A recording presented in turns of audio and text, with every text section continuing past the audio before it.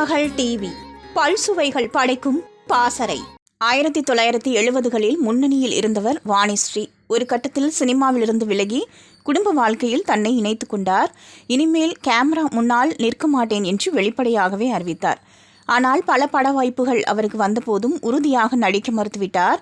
இந்த நிலையில் விசுவிடம் உதவி இயக்குநராக இருந்த டிபி கஜேந்திரன் வீடு மனைவி மக்கள் படத்தை இயக்கி அது பெரிய வெற்றி பெற்றது. ஒரு நடுத்தர வர்க்கத்து கணவன் மனைவி தங்கள் மகன்களின் ஆதரவின்றி எப்படி ஒரு வீட்டை கட்டுகிறார்கள் என்பதுதான் படத்தின் கதை. இறந்த தன் அம்மாவிற்கு மகளே கொல்லி வைத்த படத்தின் கிளைமேக்ஸ் அப்போது பரபரப்பாக பேசப்பட்டது. கணவனாக விசுவும் மனைவியாக KR விஜயாவும் நடித்திருந்தார்கள். இந்த படத்தை கன்னடத்தில் தயாரிக்க விரும்பினார் தயாரிப்பாளர் துவாரகேஷ். அதையும் டிபி கஜேந்திரனே இயக்கினார். விசு நடித்த கேரக்டரில் ஸ்ரீநாத் நடித்தார். ஆனால் KR விஜயா கேரக்டருக்கு வாணிஸ்ரீ தான் நடிக்க வேண்டும் என்பதில் உறுதியாக இருந்தார் டிபி கஜேந்திரன். அவரை சந்தித்து விஷயம் சொன்னதும் கஜேந்திரனை திட்டி அனுப்பிவிட்டார் வாணிஸ்ரீ.